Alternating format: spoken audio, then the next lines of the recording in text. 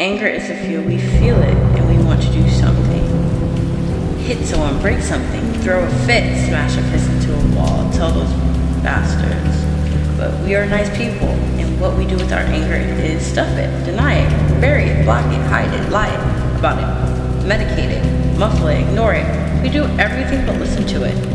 Anger is meant to be listened to. Anger is a voice, a shout. Good morning, y'all. It's week 3. I haven't picked up my book yet. It's Monday. But I do want to say that the message of the day that I'm getting is balance. And how do you feel? How do you feel when you're doing something? How do you feel when you're with that person? How do you feel about yourself? How do you feel? I feel like feeling is very important. And I don't care what anybody says, that feelings don't manifest or blah, blah, blah.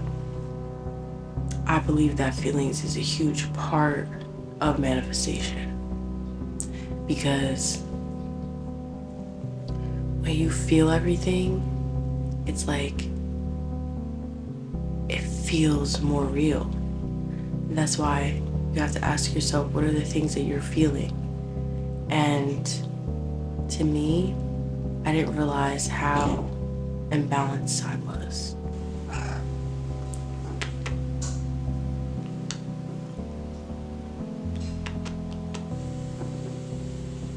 I've always was imbalanced when it came to my love life, when it came to everything, because I didn't feel anything. Like, I know that it is true to an extent that you don't have to feel to manifest. But I believe that feeling is a good thing. Like being able to feel your emotions, being able to cry, being able to feel the love, being able to feel grateful. It makes it so much more powerful and real because you're connecting. You have connection, and I feel like a lot of the imbalance in life is because we don't feel connected to those people. And that's why we don't care if they're in our life. That's why we don't care for them.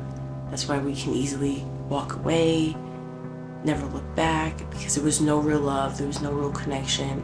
There was more imbalance within that. And that's the way that I always lived my life. That's why it was so easy for me to walk away from a group of people and meet new people and then walk away from those people. Same type of cycle, because I did not care, because I didn't know that part of love was feeling it. So God said to me, He said, divine love, right, is the art of feeling. And that's so true, because divine love is everything. It's not just with a person, it's just in general. You feel love everywhere.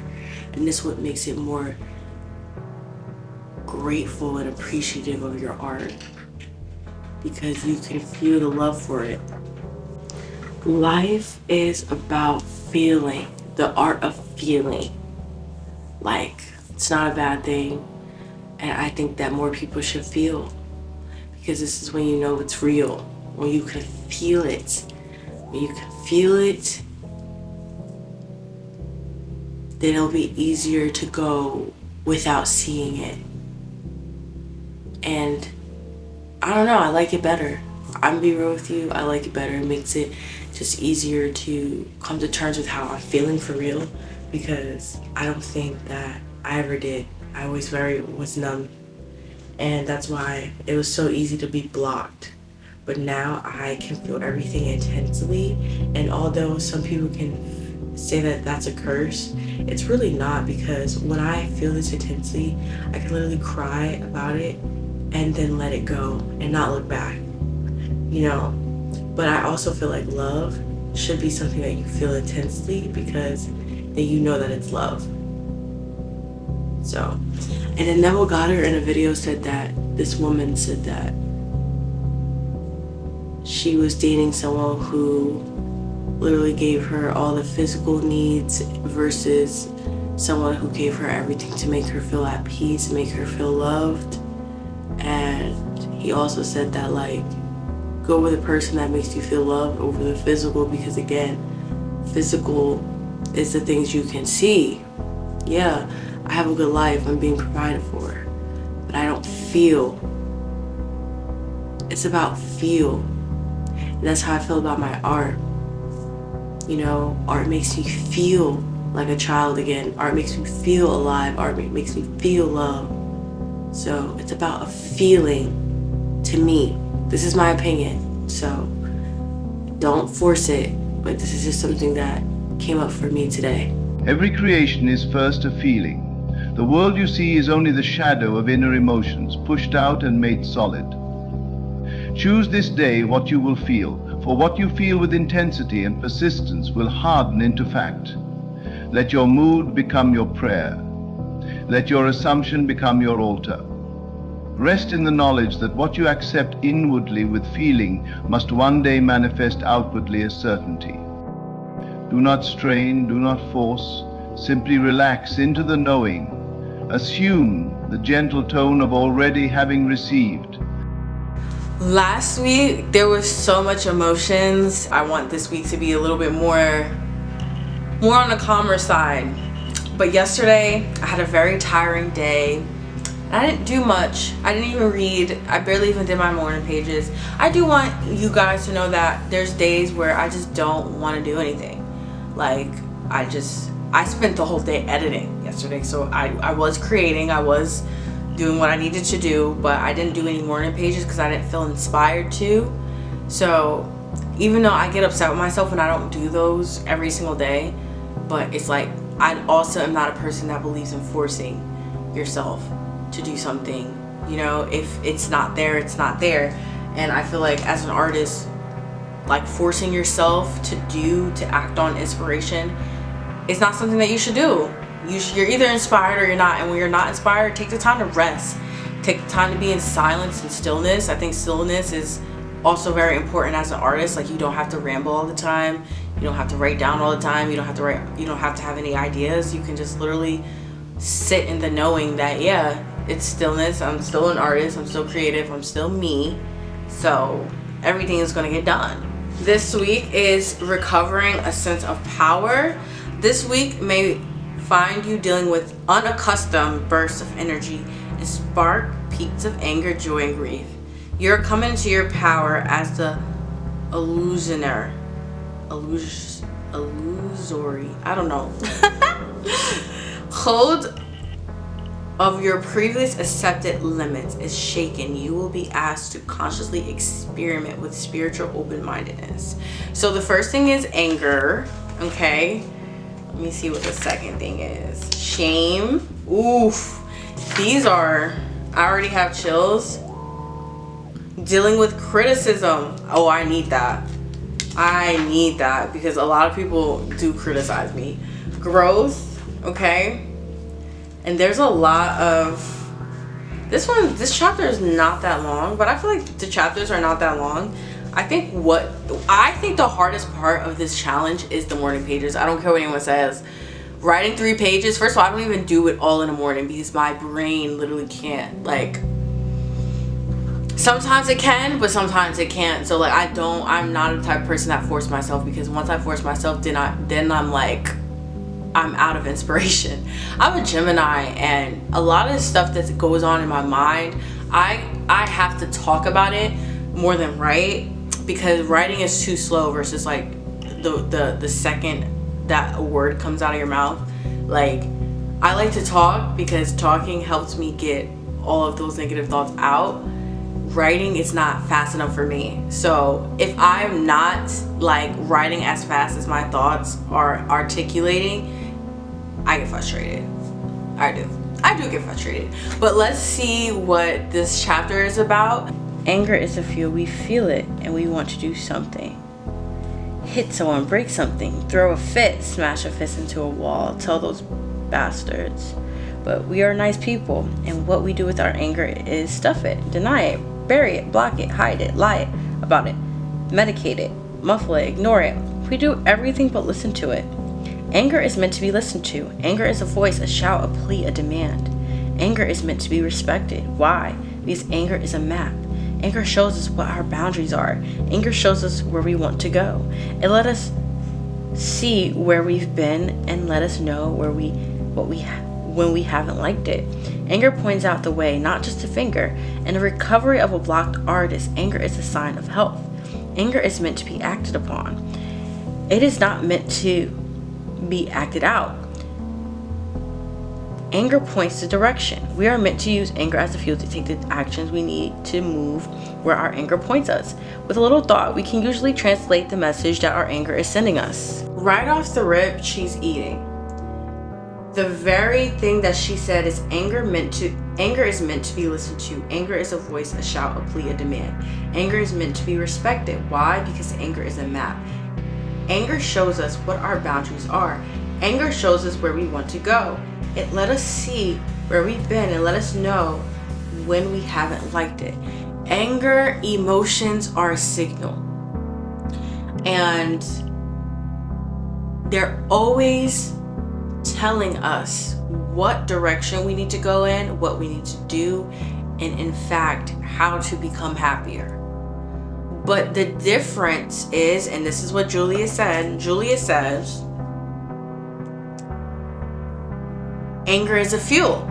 We feel it and we want to do something. Hit someone, break something, throw a fit, smash a fist into the wall, tell those bastards. But we are nice people. And what we do with our anger is stuff it, deny it, bury it, block it, hide it, lie about it, medicate it, muffle it, ignore it. We do everything but listen to it. We do everything but listen to it because we were taught that emotions is a sign of weakness. And if you want to go check out my YouTube video about emotions and anger, go there because yeah. But anger is something that needs to be addressed, and it needs to be felt, and it needs to be listened to, and it needs to be redirected. It needs to be something that's important, like just like how going to work and making money is important. Feeling your emotions, addressing your emotions, processing your emotions is just as important as going to work. We identify with anger because we feel like we're just an angry person, but the truth is we just haven't addressed what we're truly angry about. We haven't fixed the problem. We have been neglecting ourselves, and I feel like as an artist, it's very easy to neglect yourself because as an artist, we are people pleasers. We do things for people. We care about what people think more than we care about ourselves and what we think. So emotions play a huge part, and definitely being blocked, because if you aren't feeling your emotions, if you aren't tapping into your spirit, if you aren't fueling your soul, with healthy things, instead we smoke, we drink, we party, we have sex, we do all these things to block that real feeling of addressing our emotions. How are we going to tap into our spirit? How are we going to connect with God? How are we going to connect to our heart? Our heart is blocked because there's so much emotions stacked inside of it that we can't really feel and connect to love. And this was a huge realization that I had last year.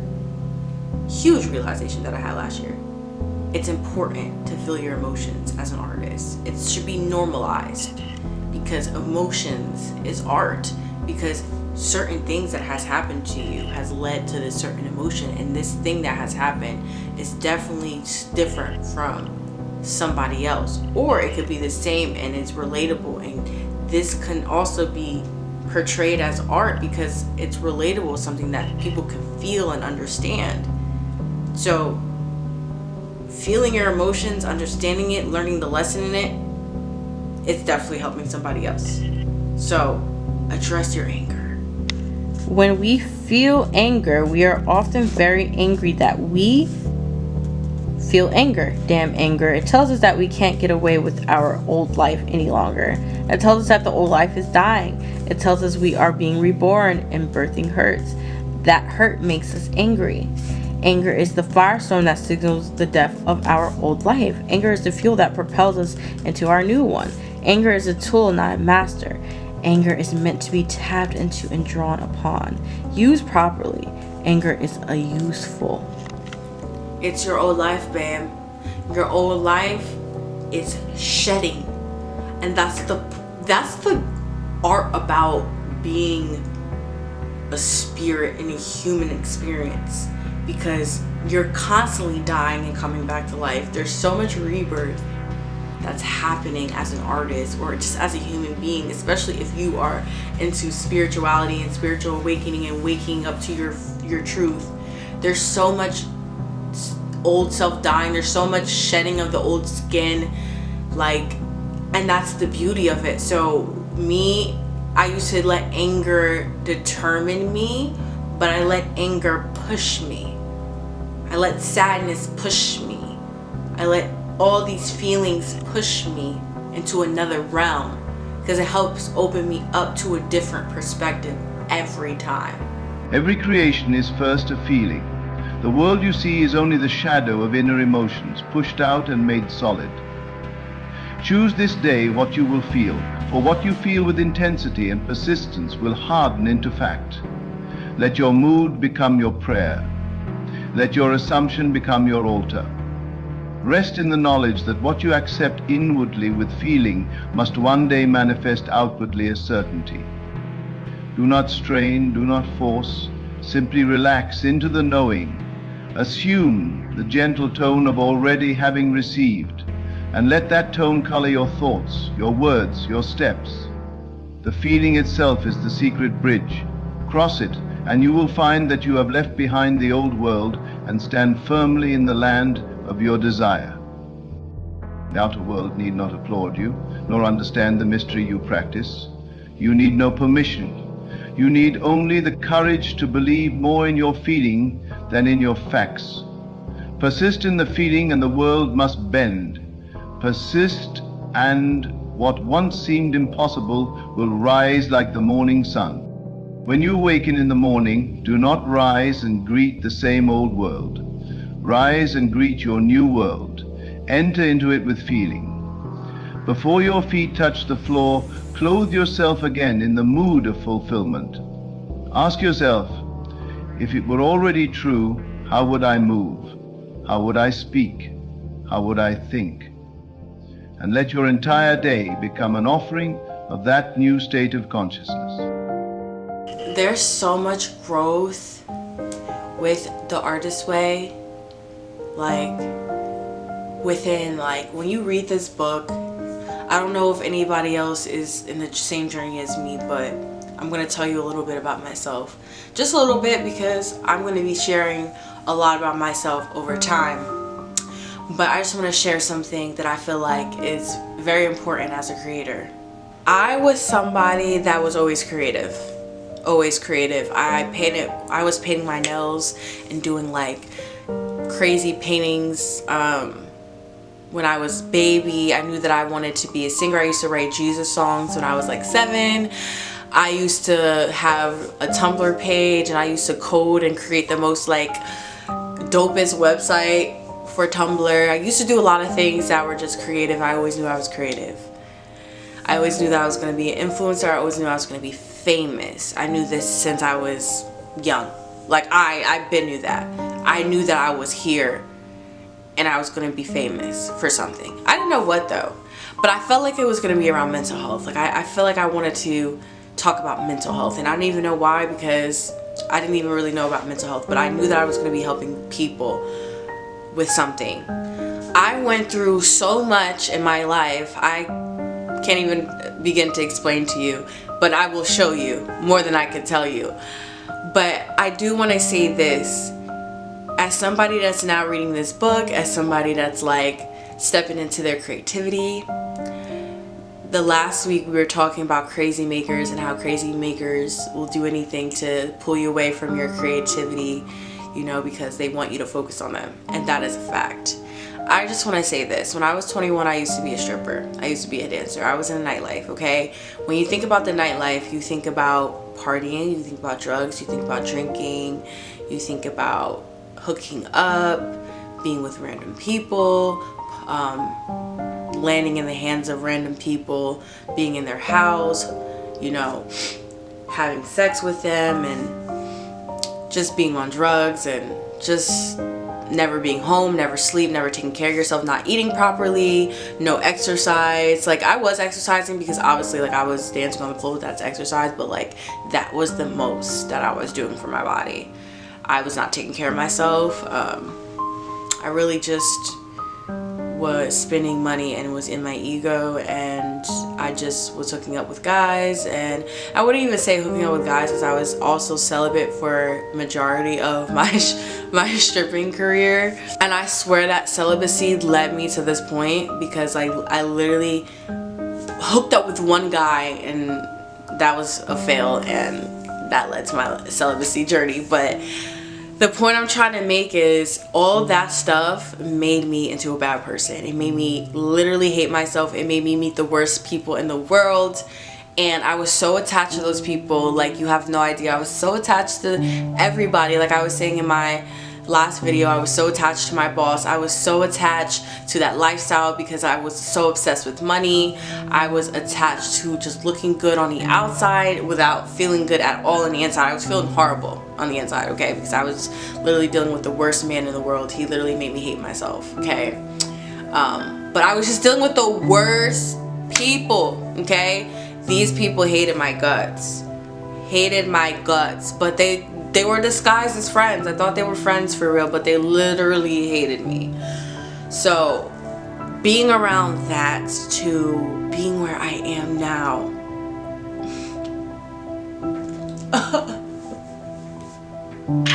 Y'all, there was people robbing my house. There was people stealing from me. I got left in Florida by a friend. And I was living in Jersey at the time. I was left in Florida. So much bad stuff happened to me. And the point I'm trying to make is gratitude, y'all. Gratitude would help you understand more of where you're meant to be and where you're heading to. Because when you look back and see all the stuff that you overcame and got out of, and now you're in a new spot, it's like, there's no way in a world that I can doubt myself when I've overcame the toughest battle and won. I didn't die. I wasn't killed. I wasn't kidnapped. There were so many opportunities where I could have died because I was doing drugs, where I could have been kidnapped because I was literally in random men's house that I've never met before. There could have been opportunities where I got abused because I was drunk and people could have took advantage. There could have been opportunities where I died because I was driving lit. Like, there's just so many things that I've done in my life that I could have lost my life. But I'm here. I'm here now. I'm here now learning myself. I'm here now learning my art. I'm here now knowing what it means to be an artist. And I feel like that's real gratitude, to appreciate where you are now. Because I know, like, a lot of us artists, we don't see results quick. You know, we don't have the perfect technique just yet. We're still learning. We're still grasping things. We're still, you know, a beginner. But remember the time where we were struggling and we didn't have no sense of self at all? And now we're an expert at learning who we are. Imagine where we'll be with our art when we continue to keep pushing. So yeah, this is just to say that look at where you once were and look at where you are now. Be proud. That alone is art itself. Because you are a warrior. You went through the worst and you got out of it, and now you're in the beginning. So yes, it's silent. Yes, it's not that loud. But you're here now. That's all that matters. So next was synchrony. I'm pretty sure, right? Synchrony. Yeah. Answered prayers are scary.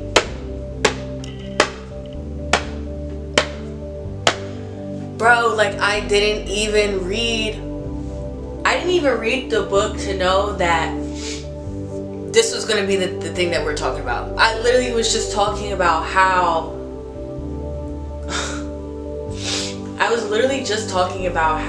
I'm living in an answered prayer and how to be grateful, because at some point this is what you pray for. First sentence of the read today is, answered prayers are scary. Bro, what? They imply responsibility. You asked for it. Now that you've got it, what are you going to do? Why else the cautionary phrase? Watch out for what you pray for. You just might get it.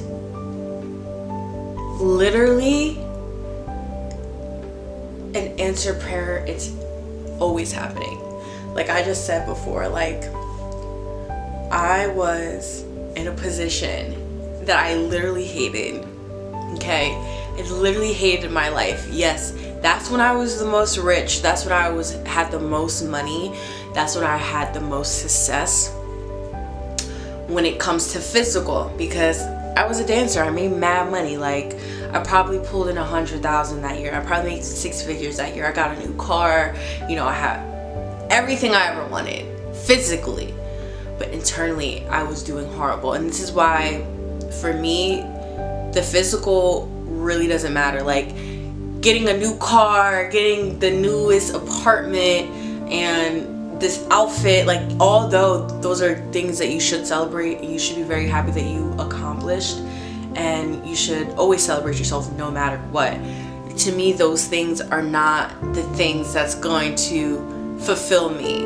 You know, what fulfills me is just being able to breathe and looking at the trees and being immersed with God and nature and being around my family, connection, love. Like that's what I feel like life is worth living for. And it's just back in the day I wouldn't have had that mentality, but I prayed for times like this. I prayed for times that I'm in now. So the truth is, Julia said answered prayers are scary, and it is scary because if you are used to a certain thing and then you pray for it and then boom, you get that thing, you're like, holy cow, what do I do now? I've just wanted peace. I wanted time away from everyone so I can follow my dreams, and that's what I really wanted. I wanted to follow my dreams, and God put me in a position to follow my dreams. But me, I used to doubt it. I used to doubt my dreams. I used to doubt why I was here. I used to be mad that I was here. I was pissed that I was in Louisiana because New Jersey's my home. New Jersey's my baby, and New Jersey will always be my baby. Never will ever not be my baby. But at the time I was so angry that I was here that I was not seeing the blessing in front of my face. And sometimes you need to realize that you asked for this, and since you asked for this, it's now here. Now are you gonna think so much that you doubt yourself out of it, or you're going to live in this answered prayer and actually accept that this is who you are meant to be, this is what you're meant to experience? And as an artist, I feel like we have imposter syndrome, so we kind of step back, but you shouldn't, because this is what you asked for, this is what you wanted, and this is what you deserve. Julia Cameron said, God knows that the sky's the limit. Anyone honest will tell you that possibility is far more frightening than impossibility. That freedom is far more terrifying than any prison. If we do in fact have to deal with the force behind ourselves that involve itself in our lives, then we may have to move into action on those previously impossible dreams. That is so powerful, because a lot of people would rather stay in prison. A lot of people would rather stay in comfortability because they fear the freedom. They fear the love. They fear the good things. If you've been born into survival mode, if you've been born into a loveless life where your parents, they did not love you emotionally, they did not connect with you emotionally, they did not connect with you barely physically, you know, it was very surface level.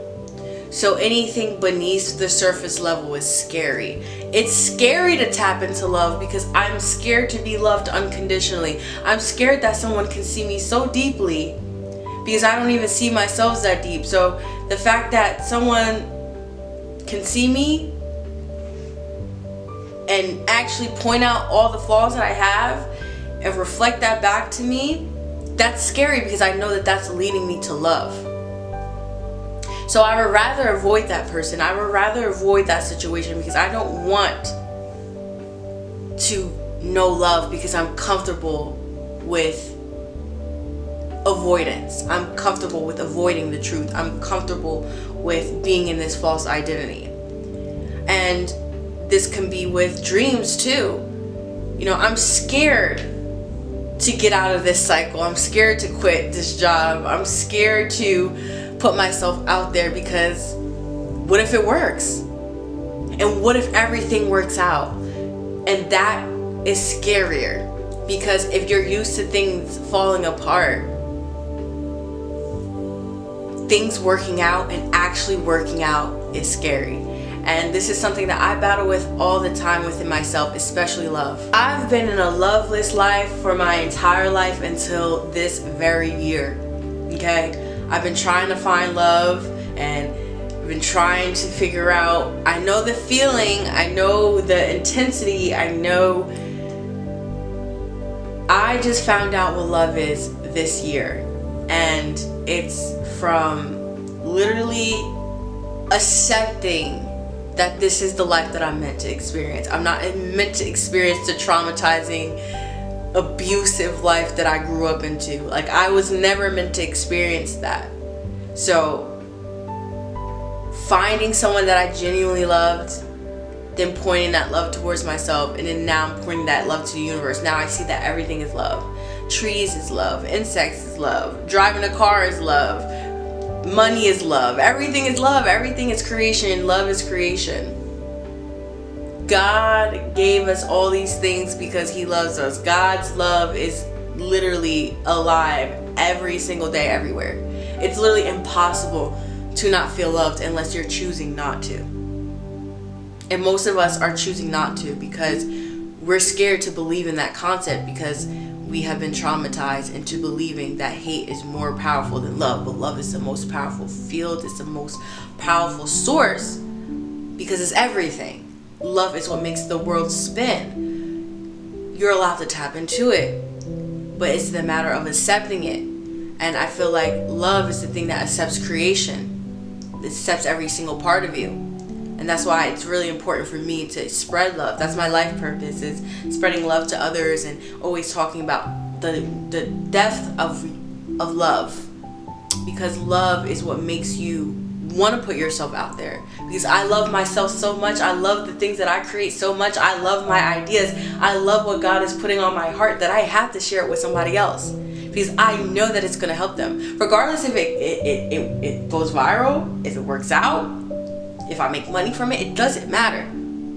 What matters is that I genuinely love doing this. This makes me happy. Since I love it, I want to share this creation with the rest of the world. Because the rest of the world might need this. Because God gave me this. Because God loves me. But that can be very scary if you've never felt love before. I'm gonna be real with y'all. I'm gonna be real. I'm as real as I come. That's one thing about me. I'm as real as I come. And I really like to be real because when I do make it to the level that I want to make it, I want to look, I want to look back at these videos and like, I remember when you doubted yourself, and I remember when you used to just overthink, and I remember when you were just having a hard time accepting, like, this is why I'm doing what I'm doing now. This is why I'm doing what I'm doing now, so I can look back on these times. But accepting, I feel like, is the hardest part in creation. Not actually executing, because once you execute, like once you accept that you could do this, the execution just literally comes because that's God. That's the spirit that's in you that's gonna just flow, and everything just flows and aligns. But it's accepting. It's accepting that I love this person. It's accepting that I'm famous. It's accepting that I can do this. It's accepting that I deserve this.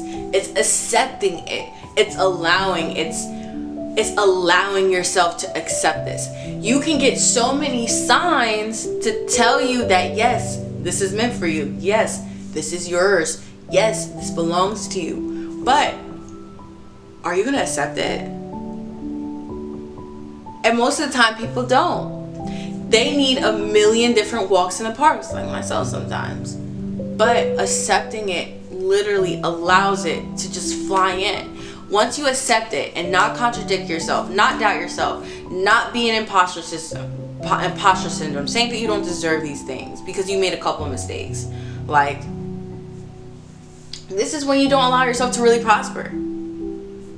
So, are you going to accept that this is who you are? Are you going to accept that you are an artist? Are you going to accept that you're very creative? Are you going to accept that you deserve love and to be loved the way that you want to be loved? Are you going to accept that this is the person that you want to be with? There's so many questions about, are you going to accept? And you have to really accept it and don't question it.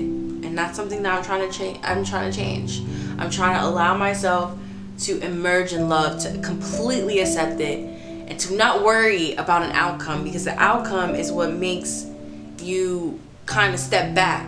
It's not about the outcome, it's about this present moment and accepting this as a fact, because it is a fact. Synchronicities, I can't even say it. Angel numbers is what I'm gonna say. I've been having angel numbers around me since 2019 is when they started. 2019 was the year that I discovered that I liked, 2018 was the year that I discovered that I loved photography. And ever since I started to pick up this camera, that's when my life literally changed. Okay, literally changed. I bought a camera because I wanted to be a YouTuber full time while working like a job, but I really wanted to be a YouTuber. And I was like, I'm gonna get a camera. My ex-boyfriend got it for me, and that's when my life started to change, and changed very fast. I went on tour, and I can go deeper into it another time, but the point is, I have been seeing the signs forever. And for a long time, I thought angel numbers were just here to taunt me. I didn't know what they were here for. But I watched Narrow Knowledge, who said, choose your own signs. You get to choose your own sign. You're the creator of your reality. You choose the meaning for the angel numbers, and don't let people choose it for you. And that's when I decided to make my own angel numbers. And now what happens here, the universe shows you these angel numbers for certain different situations, and it's up to you, literally, like it's up to you if you're willing to accept it. And I think a lot of the part of being an artist, or just anything in general, is accepting it, accepting that this is a fact, accepting that this is true, because a lot of us only see the physical. And this is why God said, walk by faith, not by sight, because physical reality is the physical reality. It's the things that you see, but the inner world is what you can't see, but you see it in your head, you feel it in your heart, you feel it in your body, you feel it in your spirit, you feel it in your soul. You just know, just like when I said, when I was a kid, I just knew I was going to be famous. I didn't know what it was, but I just knew I was going to be famous for something. And even though I'm not famous yet, I just still know that I'm going to be famous. Like, I know it. I just don't know how it's going to happen, but I know it. The physical may not look like that at all, but the spirit, the soul knows. The signs, it shows you. But are you willing to accept it? And this is something within myself that I struggle with daily. I have to take a break real quick. It's like, it's May 1st, and May is the most important month to me because it's my birthday month. And before I start crying, because I feel myself starting to cry, and I'm not going to cry this episode like I cried the last one, but I really want you to understand how important it is to tend to your emotions and to write. Writing helps me be more cautious of how I'm feeling and aware of the situation. Now, I've been really I really sucked this week at my morning pages. I'm not gonna lie. I have feelings of burnout this week because I do feel like I'm doing a lot, and it's because there's just certain things that I'm trying to do to get rid of it. I know that my flow is going to be a lot easier once I get rid of this one thing that I'm doing, but it's like certain things you see you get so upset about. When you get upset, I want you to feel your feelings. Like, I don't want you to avoid, because I feel like avoidance makes it keep popping up. And I feel like there's just been certain things in my life that I haven't mastered because it keeps popping up. And I'm tired of the thing that's keep popping up. I want different, you know, like it's 2025, halfway into 2025, like 2026 is right around the corner if you're really thinking about it, because June is going to be 6 months into the new year. How are we here already? I don't freaking know. But my point is, when you keep seeing unfavorable situations over and over again, you have to really find out what the lesson is. What is the lesson in this? What is God trying to say here? What are you trying to say here? Because, or what haven't you learned? What haven't you grasped? And for me, I don't know what it is for me yet. I'm trying to figure it out. But I just am tired of seeing the same thing over and over again. And I'm just like, I want new. I want new. Like, I want a whole new, different life. And May, for me, is going to be the month where I show up as a new woman, because I don't want to deal with this anymore. You know, it's like, I want to be free from this. I want to be free from this cycle. I'm writing in my morning pages and I'm like, bro, I just want to be free from this cycle. I want to have fun every single year. I want to travel the world doing what I love to do. And I know that next year it's going to be a lot different. But I just want a new year. Like, I want a complete new year where it's like, I am not experiencing the same things. I'm not seeing the same people. I'm not having the same lesson in my face over and over again. It's like, as a creative, this is what creates stagnancy. This is what creates being stuck, because there's no new flowing energy. And I think it's because we hold on to things. I don't even know what I'm really freaking holding on to. I really don't. And it's like, you just have to decide whether if this is worth going through every year. And it's so damn not. Like, it's so damn not. I don't want to be in a space where I'm crying. I don't want to be in a space where I'm hurt.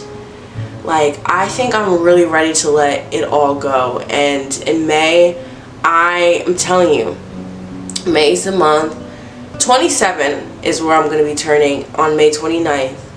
And 27 is 9 put together. And 9 means complete.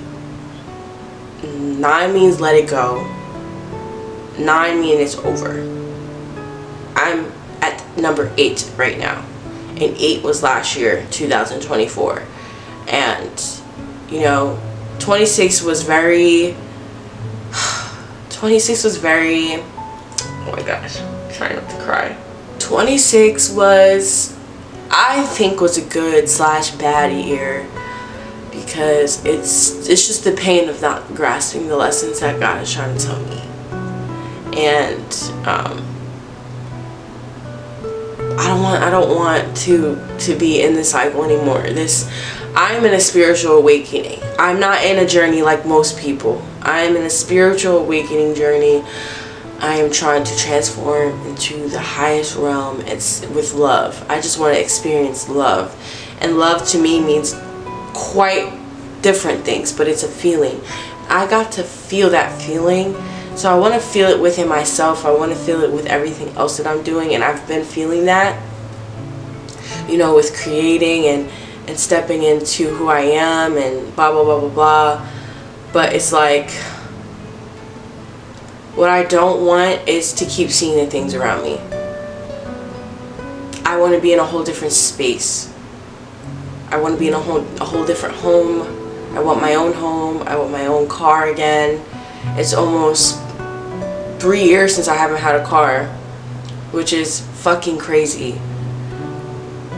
Because I just been in a space of finding myself, healing, and not having fun. And I'm having fun now as I'm doing the artist way, like I'm learning how to have fun, but it also is painful.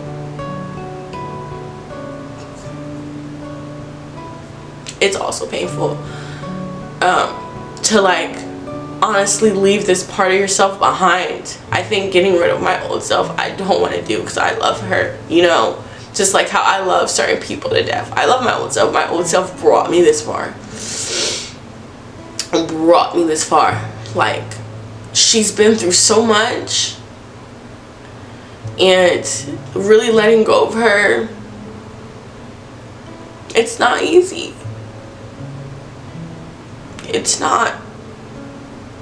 But I know it's time. Like, it's time. It's time. Because I don't want 27 to be like this. I really don't. I want 27 to be filled with love. Like, I want my year to be filled and immersed with nature. I don't want to be around anybody that is toxic of any sort. Like, I don't even care if it's by association. Like, if I'm friends with somebody and they're friends with somebody toxic and that person is toxic, like, I don't want to be around it. I only want to be around love. Like, because I've been around toxicity my entire fucking life, bro. My entire fucking life. At this point, it's like, it's me willingly staying here. And I don't want to stay here anymore. Like, even, it's like, if I have to let go of people to experience what I want to experience, then I'm gonna fucking do that now. I'm gonna do it completely. Because I think it's time. These people are hurting me, and I don't want to be hurt anymore, son. I just want to be, I just don't want anyone to have power over me anymore. I want to be so in complete power of my own mind, of my own soul, of my own spirit, that nobody can destruct it no more. I'm tired, you know, like, I'm so tired. And with being in a spiritual connection with people, they could drain the shit out of you. And only some people will understand this, not everybody. But, like, sometimes you just gotta cut the motherfucking cord and just let it go. And know that it's time to let it go. And as painful as it is, you just have to do it. And that's what sucks. That come with letting go of your old self. You gotta let go of the people that you love so fucking much. And I don't think that I'm ready for that part. I don't think I have been. But I know that it's a part of the journey. Because loving people, love is being willing to let go. And Neville Goddard said that in the video this morning. And now that it's May 1st and I got like my confirmation and everything, it's like, I'm gonna let go. And I'm not going to look back until it's time to, if it's time to. But I am tired of being hurt. Some of you are thinking, if it were that easy to take an action, I wouldn't be reading this book. Those of us who get bogged down by fear before action are usually being sabotaged by an older enemy, shame. Shame is a controlling device. Shaming someone is an attempt to prevent the person from behaving in a way that embarrasses us. Making a piece of art may feel like a lot. Telling a family secret telling by its very nature involves shame and fear. It asks the question, what will they think of me once they know this? This is a frightening question, particularly if we have ever been made to feel ashamed for our curiosities and exploration, social, sexual, spirituality. How dare you, angry adults often rage at an innocent child who stumbled upon a family secret. How dare you open your mother's jewelry box? How dare you open your father's desk drawer? How dare you open the bedroom door? How dare you go down the cellar, up in the attic, into a dark place where we hide those things we don't want you to know? The act of making art exposes a society to itself. Art brings things to the light. It illuminates us. It sheds light on our lingering darkness. It casts a beam into the heart of our own darkness and says, see. How is this book literally aligning to everything that is happening? God is so intentional. I don't care. And now I'm getting excited because it's like, bro, I was just talking about this. Literally, the fear of telling your truth, because the truth is scary. Because the truth is always in the dark. It's never in the light.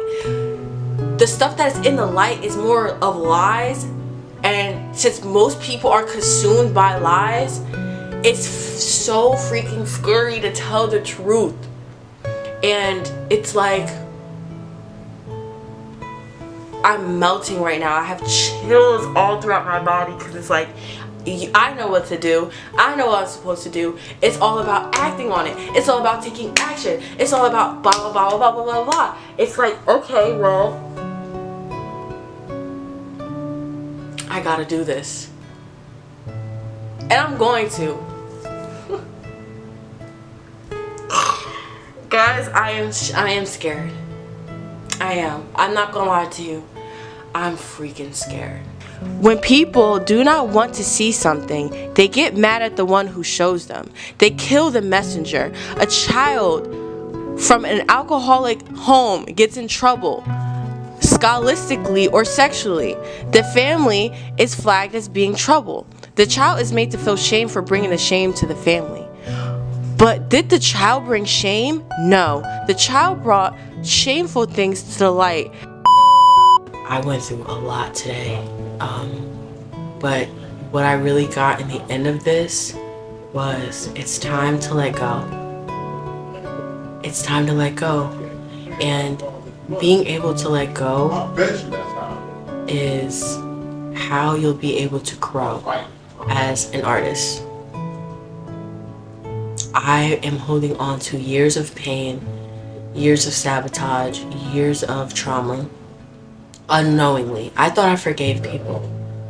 Dead serious. I thought I forgave people until I read this today and all these emotions came up. And then the things that I went through today that I've seen,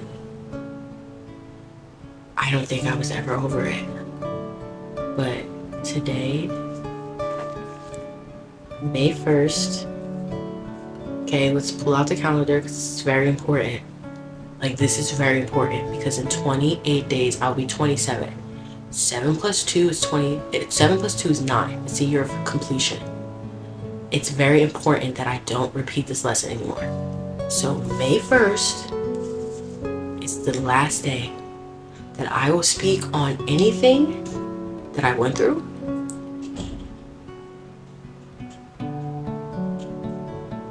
I will only be making films about it. That's it. I'm letting go of people. I'm letting go of everything. And right now, I'm telling you, I hate everybody right now.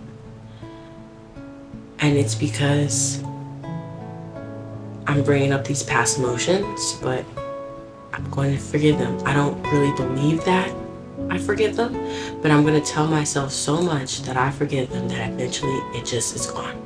So this whole month until May 29th, it might even be before May 29th, I will be forgiving every single person who has hurt me. You guys saw my crash out. It was valid. It was valid. But I no longer have nothing to say about it. All I have to do is create. Life is about love. Life is about creation. Life is about, honestly, just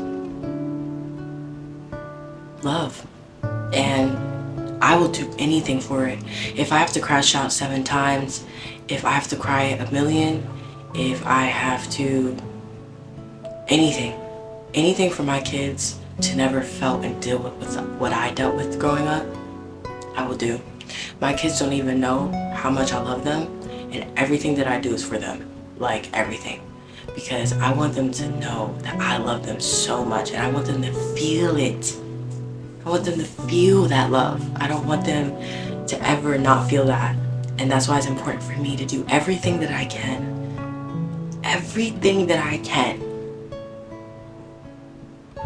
to embody the love that God has intended me to embody since I was a child.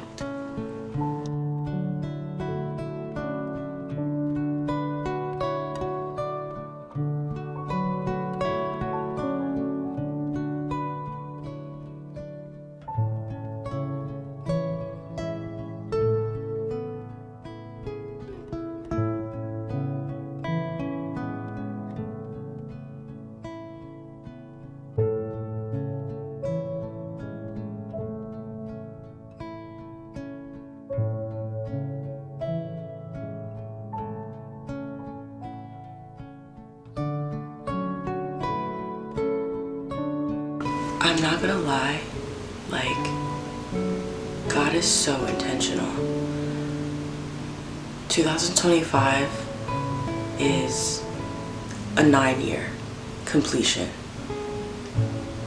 I'm gonna be turning 27 in 27 days. That's a 9. Everything is adding up. Everything that I'm going through makes sense. I'm not even upset anymore like I was yesterday because I know who I am now. And there would be parts of me that would be very envious and jealous because people would have viral moments, and I just feel like I'm so divine. I'm such a light. Why is it so much harder for me? And now I'm stop asking this question because I know that God is intentional. We have to stop comparing ourselves to people online. We have to stop comparing ourselves to people online because our life is nothing like theirs. Like, nothing like theirs. Just because someone else is getting their flowers don't mean that you're not going to get your flowers.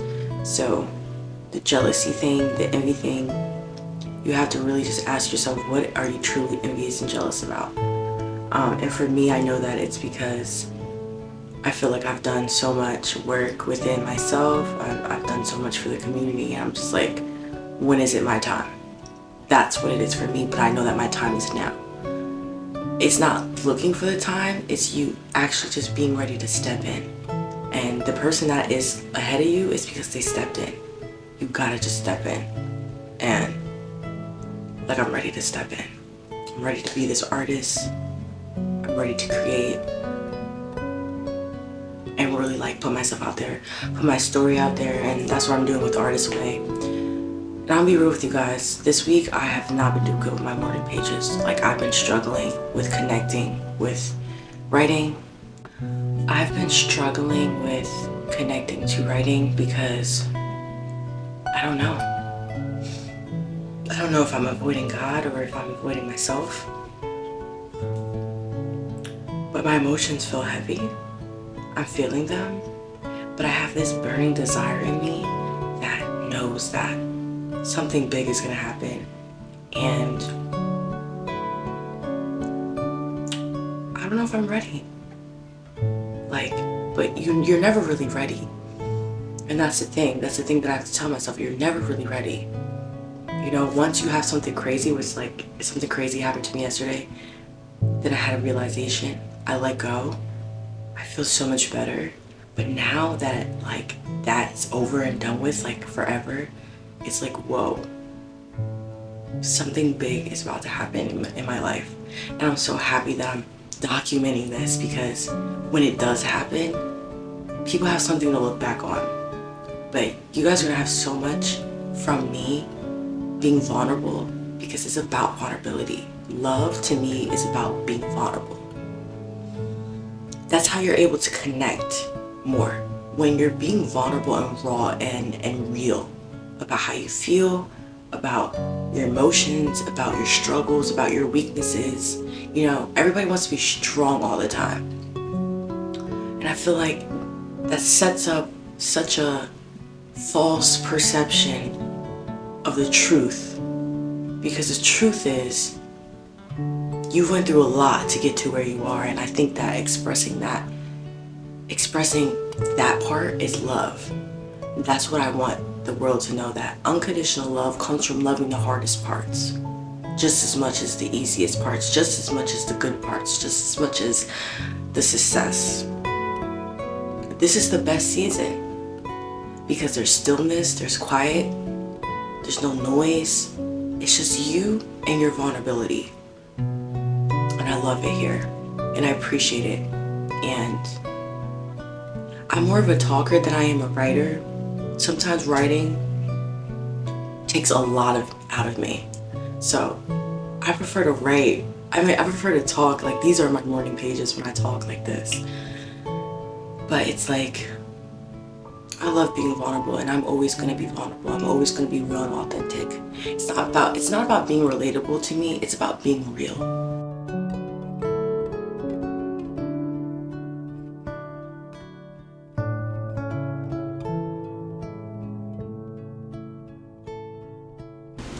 What you give your attention to has power. So this means a lot of things. If you've dealt with crazy makers, you've dealt with anybody who has traumatized you, even including your old self, you don't want to give your old self power anymore. You want to let go of that. You want to stop claiming that energy. You kind of want to free yourself from habits that you know you didn't create, but you're creating it now by claiming this energy. What you give your attention to has power. Take your attention away from it and practice this every day. I don't know who needs to hear this, but you need to practice how to not focus on certain things. For me, it's the opinions of others. It's what other people are doing and saying, and it's focusing on the past. I no longer have no type of energy for that, so I'm not going to give it any attention. I'm literally moving on. And the easiest way to do that is by writing. Writing what you feel. So far, I've been 3 pages, and I'm going to keep going for the rest of the day. When I feel like I have to get something off my chest, I'm going to do it, because the more you talk about it amongst yourself, the more you'll really let go. Growth is an erratic forward movement, 2 steps forward and 1 step back. Remember that and be very gentle with yourself. A creative recovery is a healing process. You are capable of great things on Tuesday, but on Wednesday you may slide backwards. This is normal. Growth occurs in spurts. You will lie dormant sometimes. Do not be discouraged. Think of it as resting. Very often, a week of insights will be followed by a week of sluggishness. The morning pages will seem pointless. They are not. What you are learning to do, writing them even when you are tired and seem dull, is the rest on the page. This is very important.